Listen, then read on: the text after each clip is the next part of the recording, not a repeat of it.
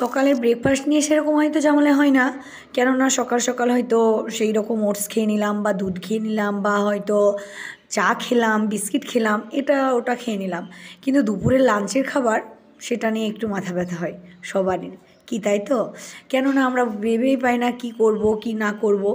তো আজকে আমার এই রকম হাল হয়ে গেছে, কেননা বাড়িতে একেবারে দেখছি যে কিছুই নেই রান্নাঘরে, শুধুমাত্র একটি বেগুন ছিল ও ডিম ছিল। তো সেটা দিয়ে আমি অন্য রকমের একটি প্রিপারেশন করে রেসিপিটা তৈরি করেছি। তো এই রেসিপিটা খুবই টেস্টি হয়েছিল, সেজন্য ভাবলাম আপনাদের সঙ্গে শেয়ার করা যাক। কেননা আপনাদের হাতের মাথায় যখন কিছুই থাকবে না, এরকম একটি ডিম ও বেগুন থাকবে, তখন আপনারা ঝটপট এই রেসিপিটি তৈরি করতে পারবেন এবং এই রেসিপিটি দিয়ে আপনারা ভাত খেয়ে নিতে পারবেন, অন্য কিছুর প্রয়োজন হবে না। তো দেখতে থাকুন, আশা করি ভিডিওটা ইনশাল্লাহ ভালো লাগবে এবং হেল্পে আসবে। আসসালামু আলাইকুম ফ্রেন্ডস, কেমন আছেন? আশা করি আমার ভিডিওটি যে যেখান থেকে দেখছেন আল্লাহর রহমতে সুস্থ আছেন এবং ভালো আছেন। তো দেখুন, এখানে সেরকম কিছুই লাগবে না। প্রথমে দেখিয়ে দিলাম একটি বেগুন, একটি টমেটো, একটি মাত্র ডিম ও যেগুলো আর কি মশলা হিসাবে যেগুলো লাগবে সেগুলো দিয়েছিলাম।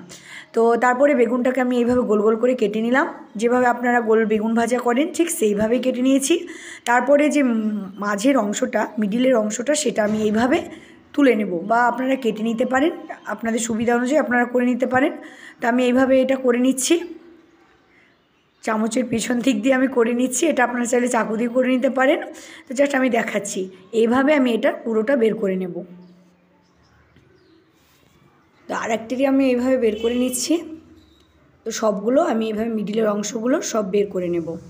তো দেখুন, এইভাবে এটাও আমি বের করে নিলাম, এটা চাকুর সাহায্যে করে নিলাম। আপনারা যে কোনো কিছু দিয়ে এটা বের করে নিতে পারেন, একেবারে ইজি প্রসেস। আপনারা যে কেউ এইভাবে এই রেসিপিটি তৈরি করতে পারবেন। আমরা যখন একেবারে এক ধরনের খাবার খেয়ে একঘেয়েমি হয়ে পড়ি, তো একটু প্রিপারেশন করা যেতেই পারে অন্যরকম রেসিপিতে আর কি। তো তারপর দেখুন, আমি এইভাবে গোল গোল করে সবগুলো এইভাবে কেটে নিলাম। তারপরে যেগুলো লাগছে, যে মিডিলের আমি বেগুনগুলো কেটে নিয়েছিলাম, সেই বেগুনটাকে আমি এইভাবে ঝুরি করে কেটে নিয়েছি, টমেটোকে কুচি করে নিয়েছি, কাঁচা লঙ্কা চিড়ে নিয়েছি এবং সামান্য আদা কুচি, রসুন কুচি ও পেঁয়াজ কুচানো, আর একটি ডিম সেটা নিয়ে নিয়েছি।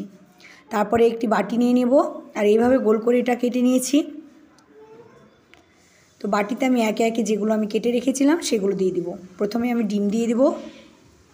তো যেহেতু একটি ডিম ছিল সেজন্য একটি দিয়েছি, আপনাদের হাতের কাছে যদি বেশি থাকে তাহলে আপনারা বেশি দিতে পারেন। তারপরে টমেটো কুচনো দিলাম, পেঁয়াজ কুচনো,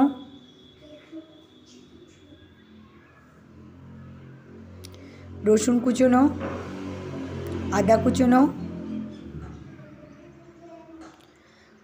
কাঁচা লঙ্কা কুচনো, যে বেগুন মিডিলের যে বেগুন ছিল আর কি, সেই বেগুনগুলোকে আমি কুচিয়ে রেখেছিলাম সেগুলো দিয়ে দিলাম। তারপরে এটাকে আমি ভালো করে নেড়ে নেব।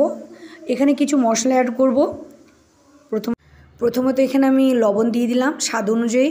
তো লবণটা একটু দেখে নেবেন, কেননা যে কোনো ভাজা তরকারিতে আর কি লবণের পরিমাণটা হলে খেতে ভালো লাগে না বেশি হলে।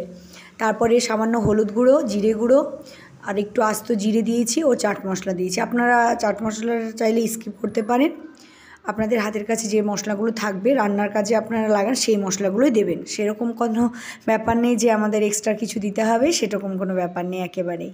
তারপরে এটা আমি ভালো করে চামচ দিয়ে নেড়ে নিলাম। তো একটু সময় নিয়ে নেড়ে নেব, তাহলে একটু বেগুনটা একটু সফট হয়ে যাবে সেজন্য।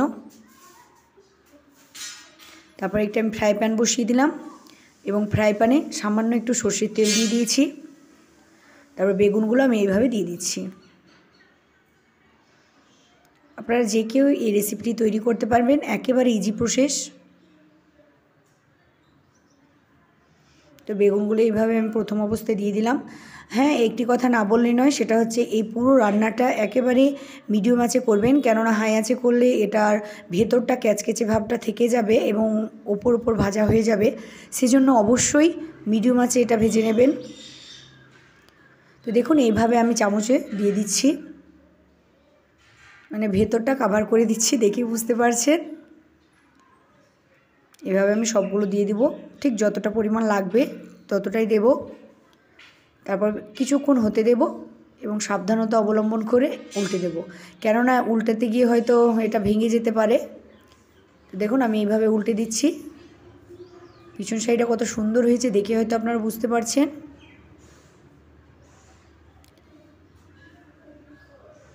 এটা উল্টে দিচ্ছি। দেখুন কতটা সুন্দর হয়েছে। তো এইভাবে উল্টে পাল্টে আমি ভেজে নিলাম। একটু সময় তো লাগবেই, একটু সময় নিয়ে ভেজে নেবেন।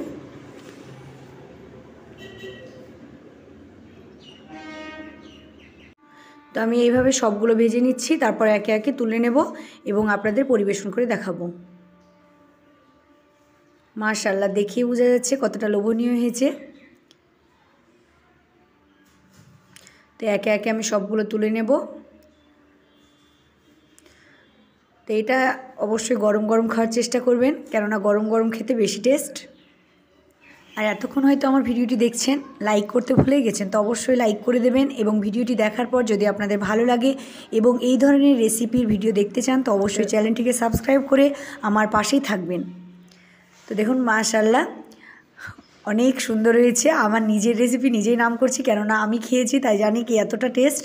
তো আপনারা না তৈরি করলে তো বুঝতেই পারবেন না এটার স্বাদ কতটা। ততক্ষণ সুস্থ থাকুন, ভালো থাকুন। আসসালামু আলাইকুম।